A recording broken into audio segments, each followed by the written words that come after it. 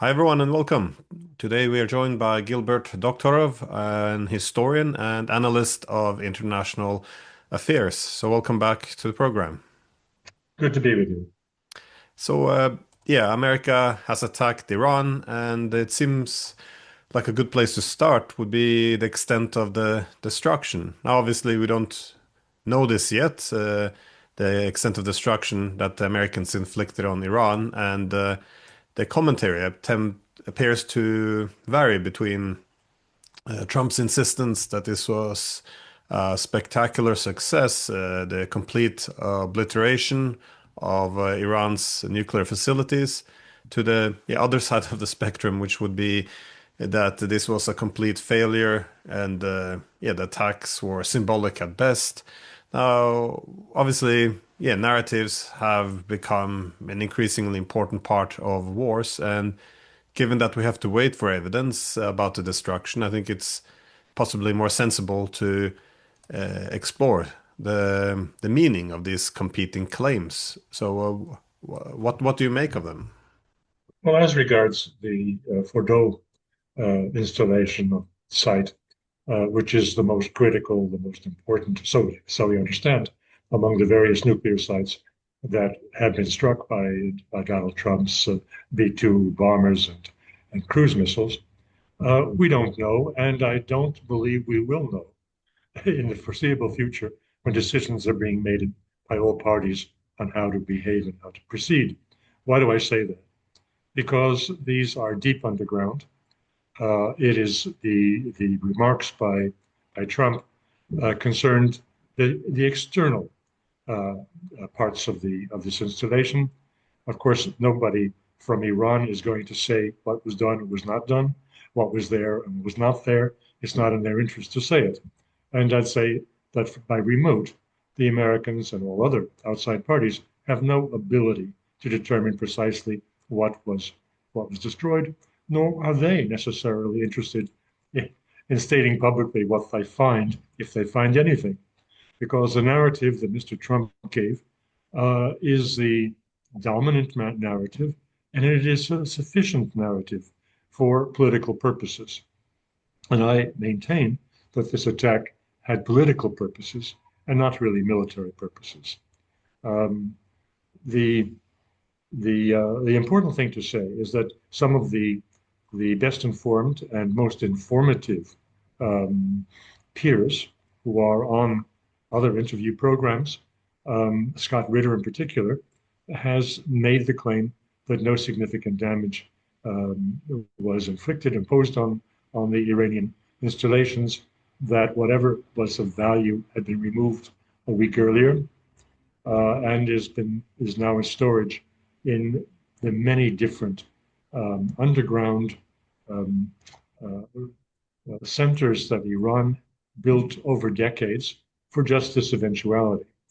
So that is what Scott has said, and I respect very highly what he said, particularly since it was supported in still greater detail by the one military panelist on the Vladimir Solovyov um, talk and commentary show on Russia's first channel, which or Russia One, in the sense that he, General Brzezinski, this expert panelist, who is a frequent visitor to the program, maintained that there had been no consequential damage to Fordo, that the materials had been removed well in advance, and that nobody knows where they are.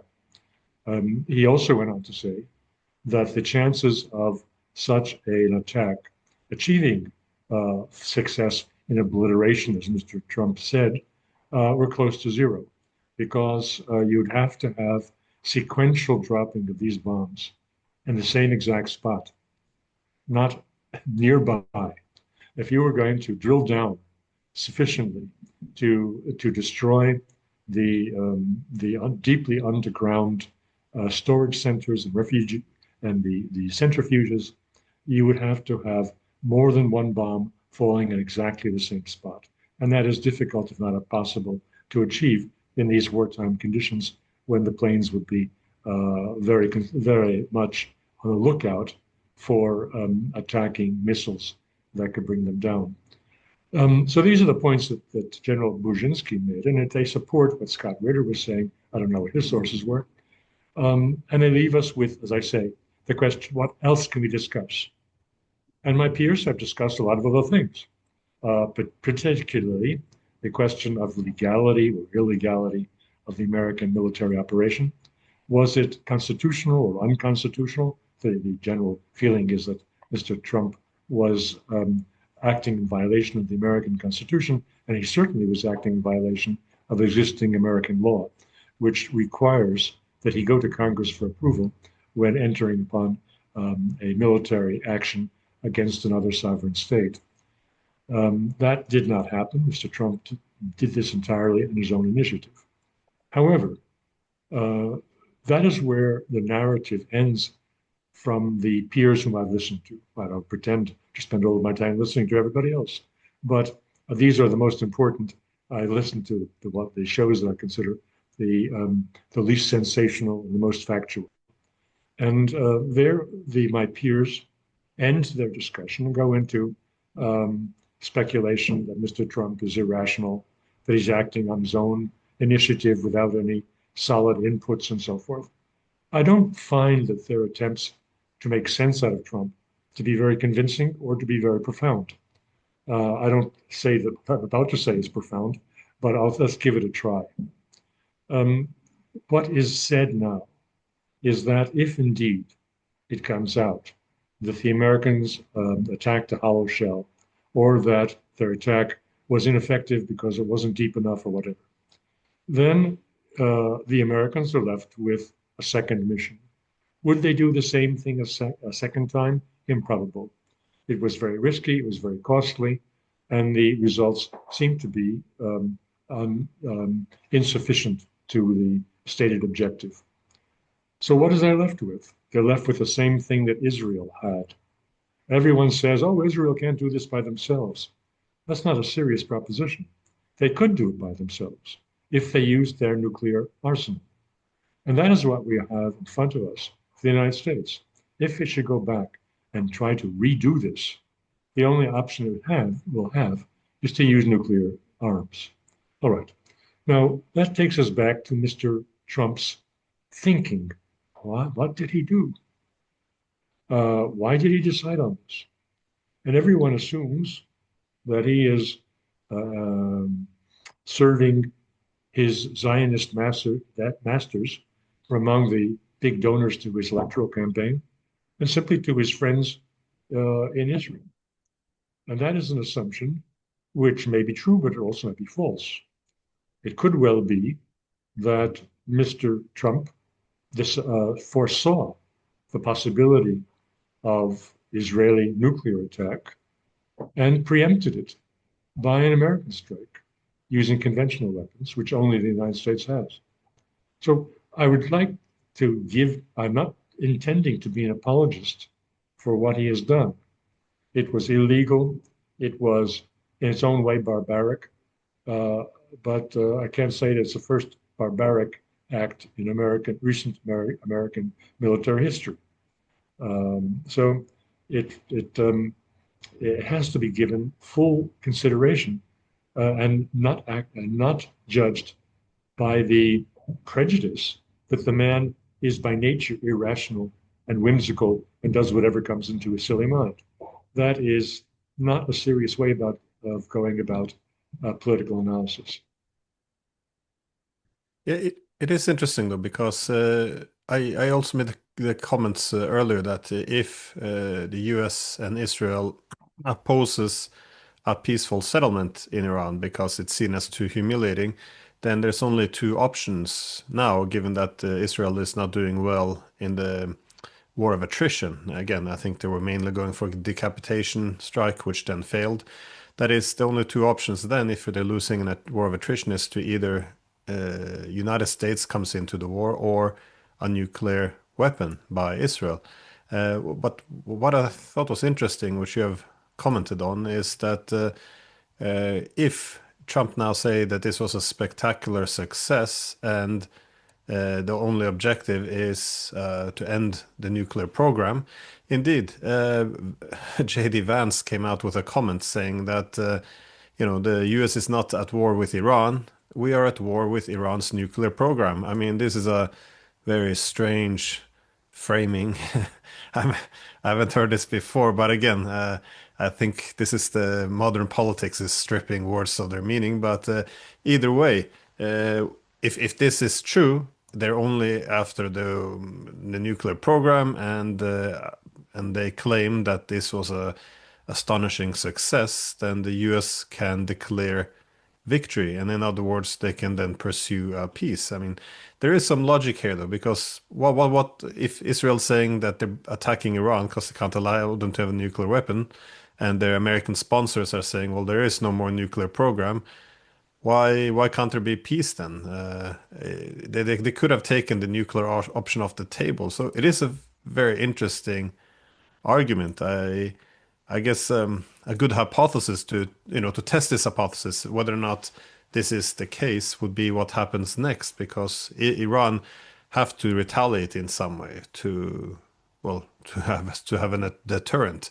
So when it retaliates, what will the U.S. do? If it walks away from this, that would very strongly support the hypothesis that you put forward. On the other hand, if this is the U.S. looks for an excuse to get further involved in the war, then they would take them Iranian retaliation and use it as an excuse to escalate the war further, I guess. Do you think that would be a reasonable way to assess it? In other words, why not end the war now? Yes, so let's take a step back and put the same thing you just said in slightly different words. I think that by this action, Mr. Trump has taken away from Mr. Netanyahu the whole justification for continuing his campaign. Netanyahu cannot turn around and say that the American attack was a failure. He can't do that. The Americans will not tolerate such impudence, and he would lose at once the support that he desperately needs to do anything in the region. For the Americans are the main principal supply line of all of his military supplies. Therefore, he cannot insult Trump by saying you are dead wrong. The program still goes on. The Iranians still have a capacity. He can't do that. And if he continues to fight, then why is he continuing to fight? When he tried regime change as one of the issues, even the BBC is now putting on air panelists, experts, largely academics, who are saying that the notion that Iran had a weak government structure, low popular support, could be overthrown, that all of this was nonsense. And let me just stop on that point for a moment. What does that mean? It means that Mossad's intelligence was rubbish, which is an interesting conclusion that nobody is saying. All we know about is that the brilliant, the most effective intelligence in the region, if not in the world, is Mossad. That's what we hear every day.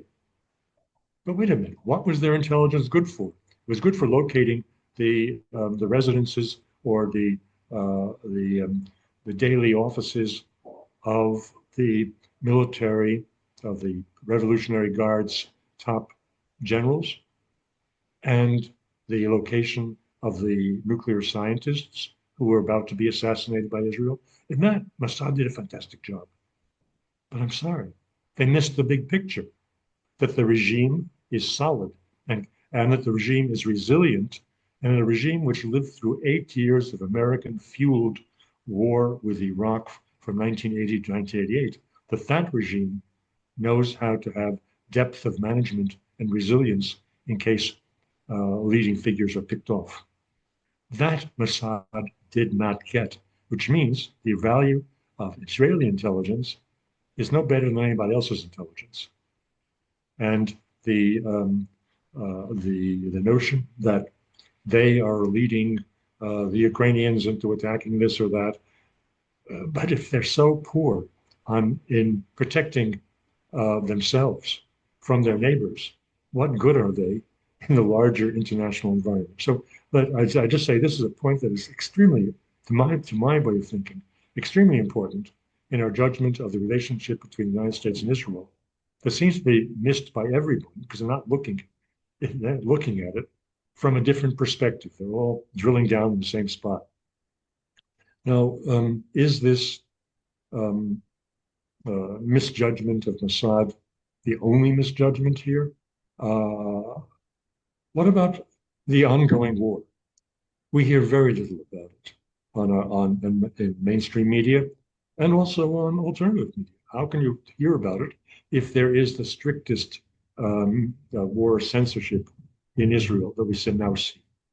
And even under the strict war censorship, even the pro-Israeli BBC is putting up um, eyewitnesses on their morning programs who are admitting that, for example, in yesterday's attack on Haifa, the alarm systems didn't go off.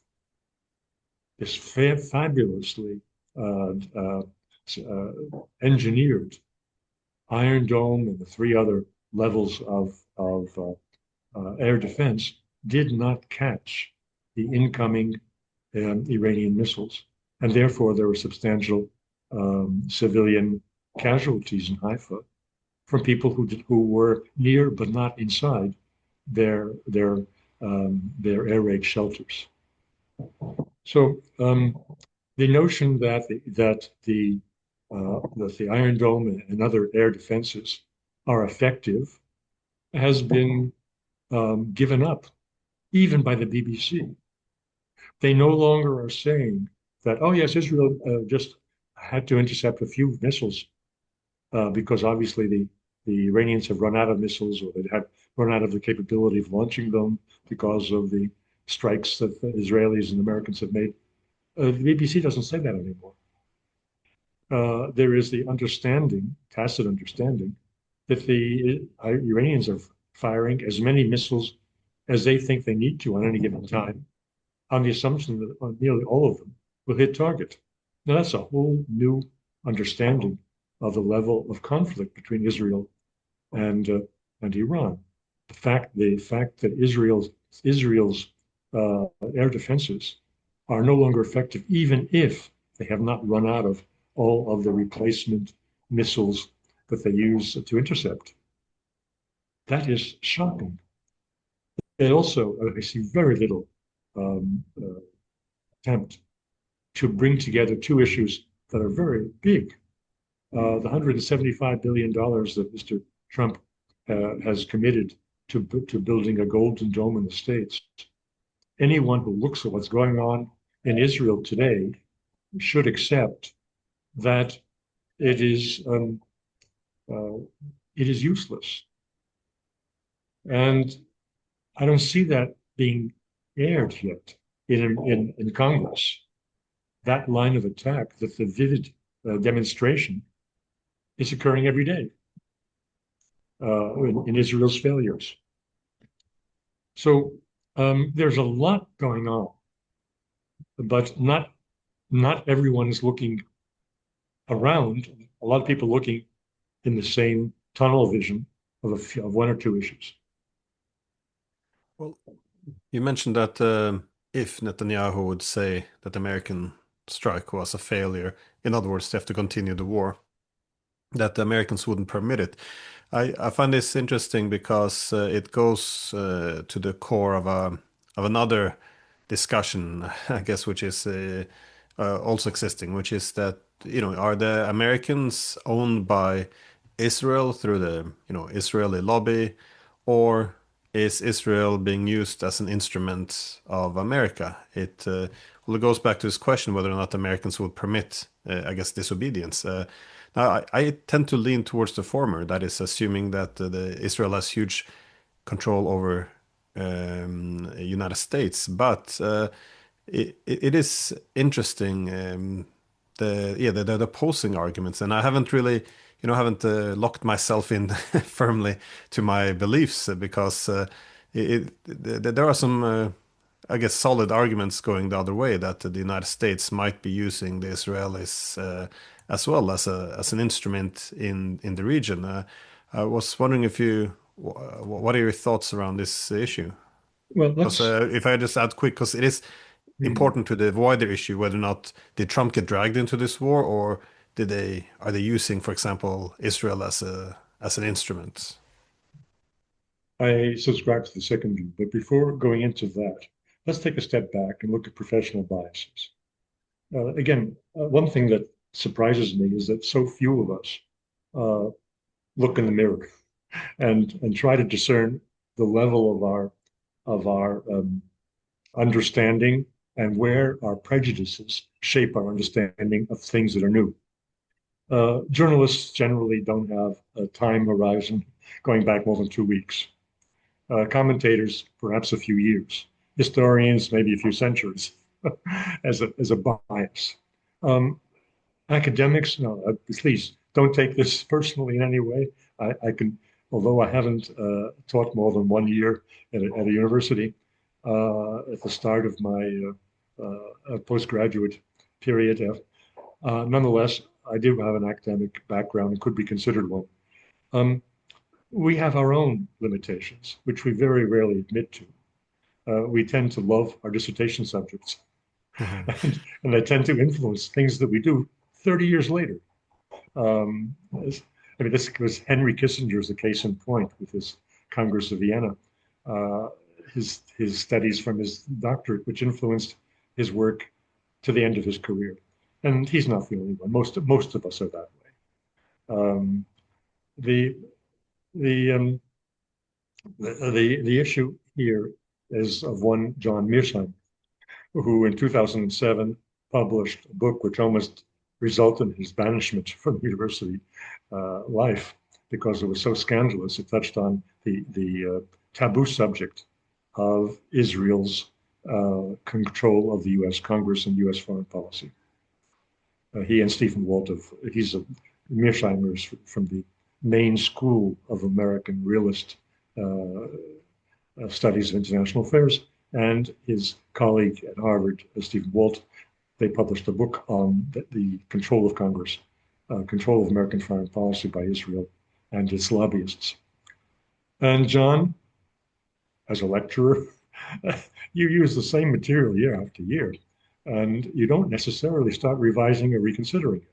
I don't think he's adequately reconsidered what he was saying in 2007 with respect to current events. Because I maintain that doesn't explain what's going on. It's just the opposite.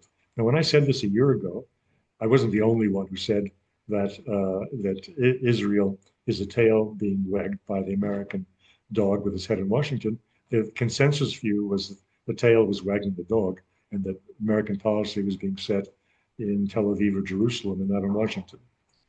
Um, so I was in a small minority when I disputed that consensus view a year ago. But now I hear around me people saying, as if it's a matter of course, that Israel is being used in the American foreign policy war that's been going on with Iran since 1980 and was alluded to even by President Trump in his speech to the nation 2 days ago, explaining why he attacked Iran and made reference to the hostage taking of Americans in their embassy in Tehran in 1980 after the Ayatollahs came to power.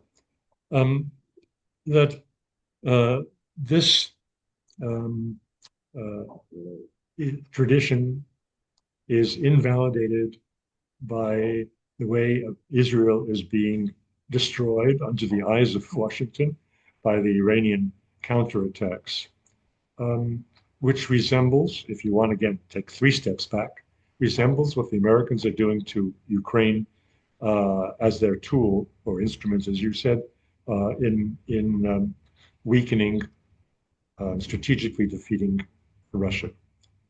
Would anybody think of saying that Mr. Zelensky controlled Biden and his minions? Well, that's not easy to entertain because Zelensky was one of a kind, a joker, a third-rate actor, and so forth. But looking at Israel You have the same man there for 30 years, Mr. Netanyahu, dominating Israeli politics, who seemed to have strong personal influence on his American counterparts. Nonetheless, what I see is the destruction of Israel, the degrading of its critical infrastructure. The ports, Haifa is largely damaged. The refinery, the key refinery there, was up in flames. We don't know the extent of destruction of infrastructure in Israel, though we can assume it's substantial. We know that the Iranians have very precise missiles. Again, this comes up, I think it was on Russian news. Yes, certainly I got this from Russian news, that the Israelis attacked the headquarters of the Ministry of Interior in Tehran. 2 hours later, the Iranians blew up a Ministry of Interior head offices in Haifa and the headquarters of the Israeli Ministry of Interior in Tel Aviv. Now, with such effectiveness, with such fine knowledge of where these buildings were, obviously prepared by drones well in advance, we're talking about enormous potential destructive power. But we can only touch it here and there and say, well, I must be doing something more than just hitting the Ministry of Interior. Of course they are, but the Israeli censorship will not let any of this word get out. Um, so, and they're hitting, as we hear, without specifying which generating plants have been destroyed, they're hitting the electricity supply in Israel. So they're getting at critical infrastructure. How long can Netanyahu continue this when he no longer even has a reasonable explanation to his nation that he's answering their long-held prayers of neutering the Iranian nuclear program? I say it's a question of time. Which is going to come first? That Israel's economy is destroyed or largely incapacitated, or Mr. Netanyahu will be pulled out of office and sent to prison. I don't know which, but something's got to give here.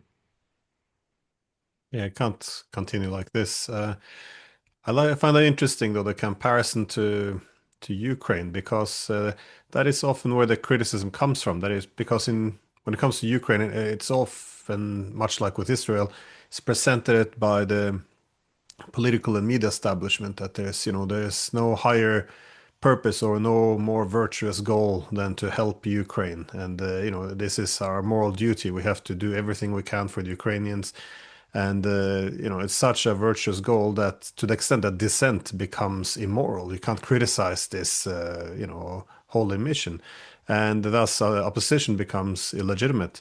But what is interesting is where criticism does come, because often when these policies of backing Ukraine is criticized, it's said, well, our politicians, they're all captured, their loyalty is all to Zelensky.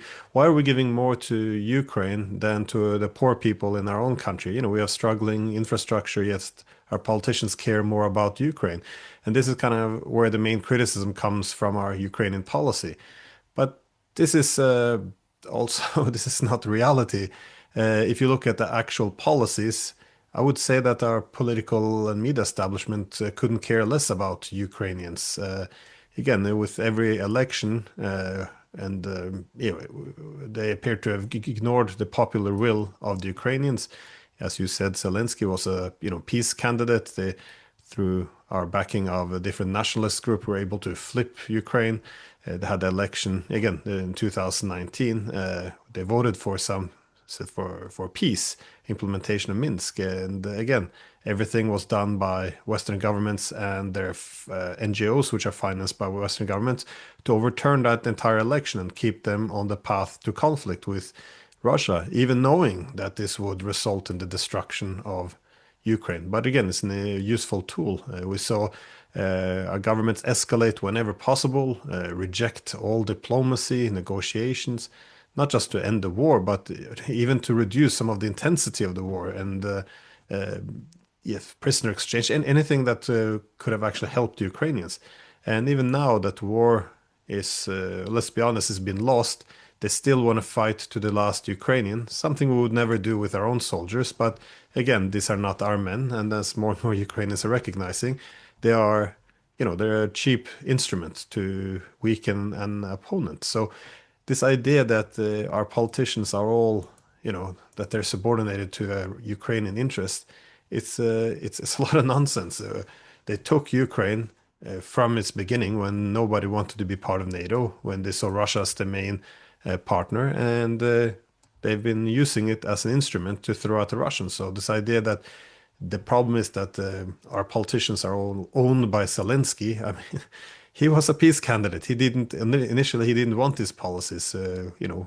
We helped to shape these policies. So, but again, I'm not saying, and I'm not sure if Israel is simply another Ukraine, given that they have this powerful lobby, and a lot of America's wars have been pushed by Netanyahu though over the years. But what would you say about the argument that Israel is no longer um, in the supporting Israel is no longer in the national interest of the United States? Because this is a key argument by Mersheimer that you wouldn't need the lobby if there was a natural harmonization of interests. That is, Israel is causing America much more grief and the costs in terms of the money, blood, but also allies in the region, given that its partnership with Israel is so destructive and costly. I guess what would be the counter argument?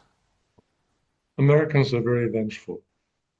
And what we're seeing now is acting out what happened in 1980 when the Shah was overthrown, when a regime was installed that was hostile to American interests and American domination of the country for the preceding decades, which saw massive graft and corruption and lifestyle that was inimical to the conservative elements in Iranian society.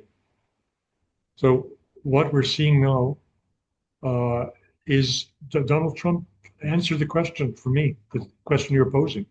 He gave a litany of complaints about Iran's conduct, its declaration of death to America that has been in the air since 1980. And he was describing why America was interested in attacking and Iran and achieving regime change. This was all valid without reference to the interests of Israel. And that is an answer to your question.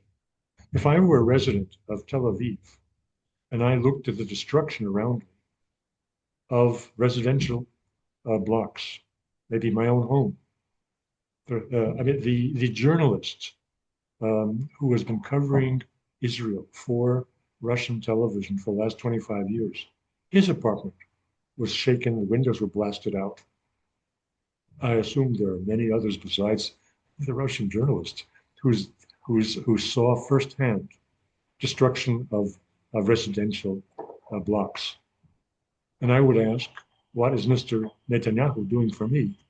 And what kind of a friend is America if it's supporting him in these crazy activities that are destroying the country in which I live? So from the standpoint of Israel, America is no friend at this point. America is the friend of seen of Mr. Netanyahu in his insane, not to mention criminal, but insane war on Iran, in which Israel is as small a player versus the giant Iran, putting aside the nuclear weapons, but otherwise in conventional forces. The two are not evenly matched by any means. Of course, Israel has vastly stronger air power than Iran has, but Iran has ground power and Iran has missile power. But they have something like 40,000 missiles were prepared over more than a decade for the conflict we're seeing now. That is an enormous advantage. And say you have Israel that's from hubris and successive victories against less powerful neighbors, going into a combat with the strongest military in the region, Iran, is about as crazy as Ukraine going into combat with Russia. The similarity is there as well. It is you could have the image of David and Goliath, but in this case, Goliath is really pounding on David. And the David sling, so-called, of air defense, is not helping. So the Israelis now are paying a price for being America's friend in the sense that Kissinger said long ago. Being an enemy is dangerous and being a friend is fatal. And if they don't stop Netanyahu, it's going to be fatal for the state of Israel as it has existed since its establishment.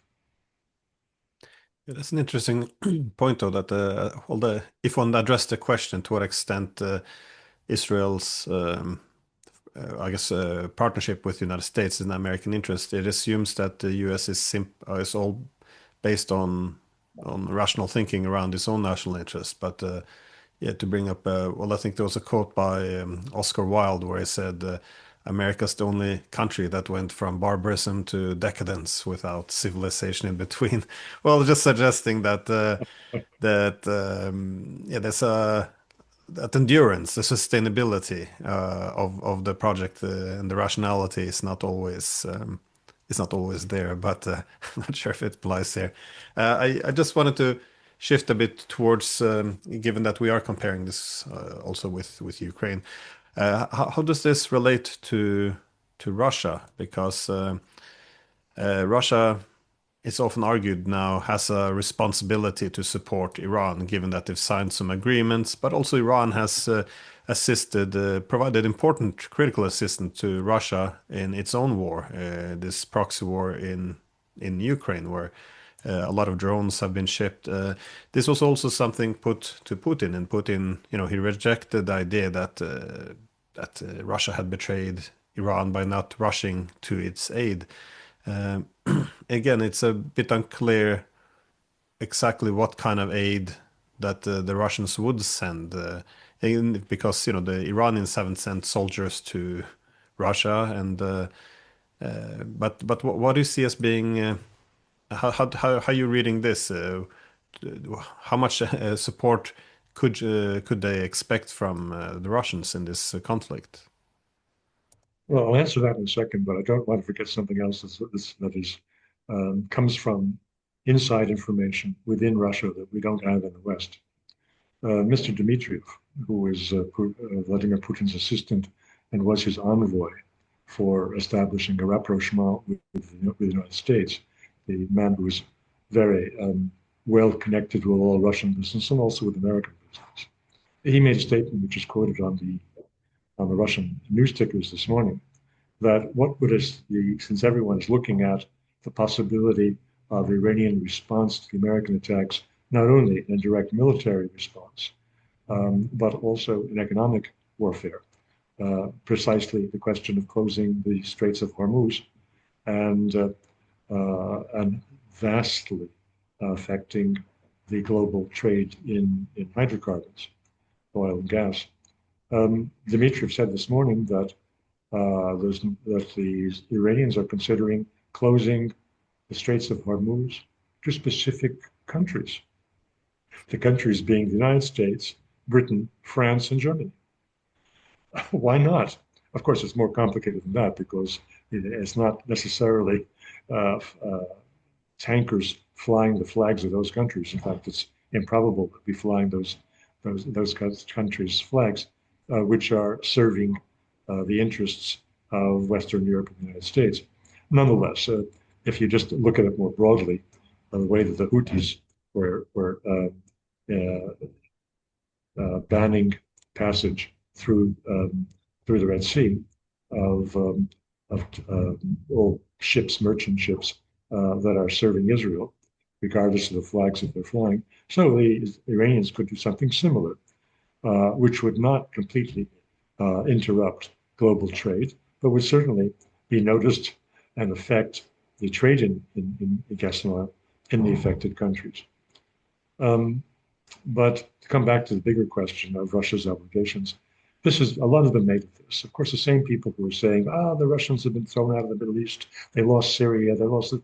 Look, this argument is all developed by a whole team of well paid by formerly by the CIA perhaps of Mr. Soros today, consultants, professional panelists, spokespeople on BBC and elsewhere, who are spreading propaganda against Russia and spreading defeatism for Russia, not corresponding in any way to reality. Iran had a tremendous loss when Syria went down. Well, yes and no. There was nobody who could save Syria in the final days, largely because of mistakes made by Mr. Assad. But that's a separate issue. The point, the point is that the Russians did not have and do not have any military obligation to Iran. And they don't have it because the Iranians didn't want it. The Iranians have made a number of errors along the way, uh, leading up to their present situation. Scott Ritter called out their mistaken calculus in in their negotiations with the Americans, and that they quickly built up the level of enrichment of uranium as a negotiating tactic and point of leverage with the Americans, when in fact it was waving a red flag in front of the United States and led to the actions that we saw in the last few days. That's not the only mistake that the Iranians have made along the way. They made a very important mistake with the Russians. The negotiations over the so-called uh, comprehensive cooperation agreement with Russia, which they concluded, I believe, was in December, finally signed off. It had been talked about for well more than a year in advance. And there were many issues which kept the sides from completing the agreement. One of the major issues was what is the level? Does it have provisions for mutual defense in it? And finally, the Iranians rejected such provisions. It wasn't the Russians who refused to give it to them. It was the Iranians who said they didn't want it. And they didn't want it because, again, their own intelligence and their own understanding of the global politics was wrong.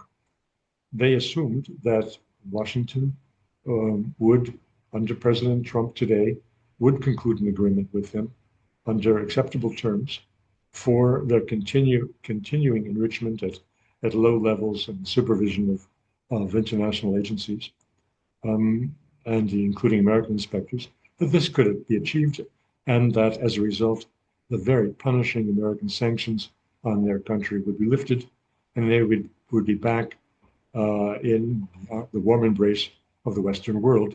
They would not be stuck with the Russians and the Chinese. Well, they are stuck with the Russians and the Chinese, but without any military protection because of their own inability to read properly the United States. Um, the what people misunderstand when they look at Russian policy is that occasionally there's some good logic behind it. I don't say every time, but often there is. Why didn't the Russians take Kiev in 2014?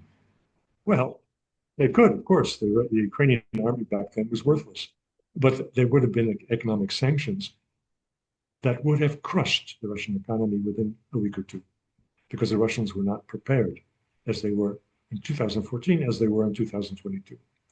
So it is here. The um, the reason why the Russians were, for their own part, a bit skeptical about agreeing with the Iranians is they knew that there's a very strong undercurrent in Iranian politics, notwithstanding the Ayatollahs and the very conservative people nominally in control of the politics. There were strong part of the Iranian society and the government that were liberal, the same way that Russia had its big group of fifth column liberals that finally were cast out or fled the country at the start of the special military operation. So it is with Iran. They had a large contingent of Iranian government officials and society, civil society, that wants good relations with the United States and was not keen on dealings with Russia, which could not meet their needs economically as they believed. So Russia was very cautious. And when the Iranians didn't want to have its mutual defense, they didn't sign. This goes back again to another issue in recent Russian history. Why not only didn't they just said why they didn't take Kiev, but why didn't they support the Donbass oblasts of Lugansk and Donetsk in 2014, and instead forced them into accepting the Minsk Accords? Because the Russians then were not confident that a referendum on leaving Ukraine and joining Russia in 2014 would be won by their side. And they weren't going to hold a referendum and lose. Therefore, they said, let go, do what you can, boys. You're part of Ukraine, and we hope that this Minsk Accords gives you protection. It was not lack of guts or confidence, or it was better intelligence on the Russian part than any of us Western observers had at the time. Yeah, it's interesting. I heard yeah, the same thing from Moscow. That is that the Iranians were it's Iranians who didn't want it. Again, this is not a big surprise, but that the reason, yeah, is this lingering suspicion that is to make themselves too reliant or get too close with Russia. Again, they've had centuries of history, not all giving Hmm. reason to high trust. I mean, I see the things being very different over the past yeah 10 to 15 years as Russia has shifted more to essentially use the Iranians as a currency to buy their way into a common European home. But now, of course, that the Russians are looking east, Iran is elevated in their views to a key, indispensable strategic partner as opposed to something they can put sanctions on, to score some points with the West. It is interesting that a purely strategic, if not cynical view, that this is not all bad for Russia. That is a lot of the weapons which the NATO countries are sending, air defenses, but also offensive weapons to kill Russians, are now going to the Middle East instead. So again, you see this on the battlefield in Ukraine, that the redirection of weapons to the higher priority in the Middle East is quite favorable to Russia, but also the West doesn't tend, it doesn't like to learn from the lessons of lost war. So when you have the humiliation of losing a war, the best thing to do is we like to often to, at least there's been a lot of precedent here, to shift focus on something else. So you have a new one to replace the failed one. Also, you have, yeah, so it might be easier for political reasons for the West to let go of the Ukraine project. Also, oil prices are going through the roof, which is not bad. And as you said, with the Hormuz, the Strait of Hormuz being closed, at least the Iranian parliament voted for this, then it could take the same format as what Yemen did that is to let some ships through, not others. Again, I think if Russia is looking for punishing its adversaries, and they do see that they're fighting NATO in Ukraine. This is not primarily about Ukraine. Then a lot of this isn't a bad deal for the Russians. Now, I'm not saying that they see this as positive, that they're all cynical, but this could be a variable in the strategic thinking. However, that being said, the devastation and possible collapse of Iran would be likely a disaster for Russia as well as China for that sake. Now, I think China was happy that America's focus was redirected to Russia. Doesn't mean that they want the destruction of Russia. I think, on the contrary, it bought China a few years that America's focus was somewhere else. But also, China can't afford to see Russia fail in this war with NATO. So it's again, I'm not saying that they're all acting on pure interest, but this is an interest. You kind of have to factor this in. I'm not saying that China's happy about Russian casualties or Russians are happy about Iranian casualties, but interests do have to come into play here. But on the topic of Iran's possible failure, is this something you believe that the Russians and Chinese would step in to ensure that they wouldn't lose this fight? The both countries have possibilities of applying pressure to the Americans that are not directly involved in the Iranian conflict. So I don't think that they necessarily have to, well, they would avoid at all costs entering into a direct conflict with the United States in and over Iran. And there's no reason why they should. China can step on the toes of Taiwan and create an enormous distraction for the Americans. But coming back to the benefits that Russia has from the present situation, of course, I agree completely with your remarks that, yes, they benefit from the higher oil prices. They benefit from the panic in Europe that they could be cut off from hydrocarbons from the Middle East and would have to come to the Russians on their knees begging to get supplies that they otherwise have condemned. The and of course the withdrawal of the American air defenses from Ukraine and non-supply of further military materiel to Ukraine while everything is being directed at Israel in the Middle East. All of this is to Russia's benefit, although it doesn't change the direction of Russia in the war. It may speed things up a little bit because the Ukrainians don't have the wherewithal they otherwise would have to prevent massive airstrikes and movements on the ground by the Russian infantry. So yes, there are benefits. There also is the joker in the pack. I think the Russians are very attentive to what we talked about earlier in this program, the possibility that either Israel or the United States would use nuclear arms in the conflict with Iran, which would open a Pandora's box and which would be highly dangerous for the global situation. I think that's improbable, unlikely, but it cannot be excluded. I think that the actions of Mr. Trump in the last week have put in question the confidence of the Kremlin that they were dealing with a wholly rational person, unlike the madmen who populated the Joe Biden administration.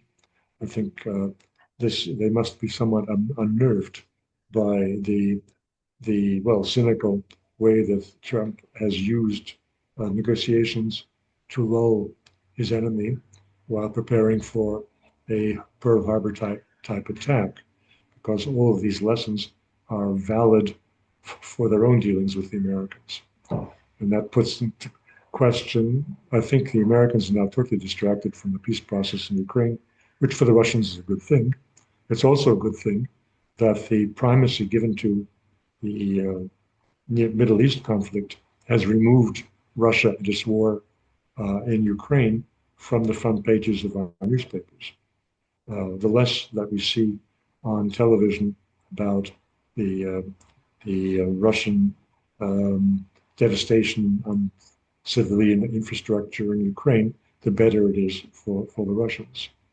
Um, so there are positives which outweigh the negatives in this conflict for Russia, but there also are negatives and jokers in the pack, particularly the nuclear question, the nuclear weapon question of not of Iran developing it, but of Israel and the United States using it. Yeah, no, I think the trust in American diplomacy has taken a yes gone down significantly because it was only once, it was twice. Keep in mind that when the Israeli launched this surprise attack on with American knowledge and I'm assuming support on Iran. Yes, they say they were in the middle of negotiations. This is yeah, very deceiving. But then the second time around, Trump saying, "Oh, well, we'll consider this for 2 weeks and then get directly involved by attacking Iran." This is a whole new level of deception. But I think also the Russians started to look at the way Iran has been attacked because the way they smuggled in the drones to then attack Iranian nuclear reactors, it's almost identical to the way the drones were smuggled into Russia, assembled, and then used to attack the nuclear deterrent of Russia. And obviously, I guess the idea that America, didn't know or Trump didn't know, this is looking less and less likely from their eyes, given, that this is now being replicated in the war against Iran. Anyways, do you have any final thoughts before we conclude? Well, there's one other small winner in all this, Um, that is to say, the damage being done to it is less severe than what was experienced before this latest Israeli-Iranian conflict, and that is Palestine. The Gaza, only 500 civilians were killed in the last week by the Israelis in Gaza, which is a low a low number considering the genocide that's been going on since almost 2 years, no, Yeah. 1.5 years. No, but I agree with your assessment. I think the Russians are happy if they're out of the headlines but also I think it allows for more aggressive actions. If you see the way they're attacking Kiev now and all, it's much more powerful with higher destruction of civilian infrastructure and also civilian casualties, which I guess is more acceptable if it doesn't make the headlines. But it all again, it is interesting how the media can only focus on one thing at a time because we can't focus on the suffering in Lebanon because of the increased suffering in Syria. We can't focus on the suffering in Syria because of the genocide in Gaza. But now we can't focus on the genocide in Gaza because of the war against Iran. So it is a very narrow focus which the media has, I guess. So, and whoever isn't in the headlines, you have some opportunities to, yeah, increase the destructiveness until yeah, the cameras are back on you. So, anyways, thank you so much for letting me pick your brain, and yeah, hope to have you back on as soon as possible. Thank you. That was a pleasure.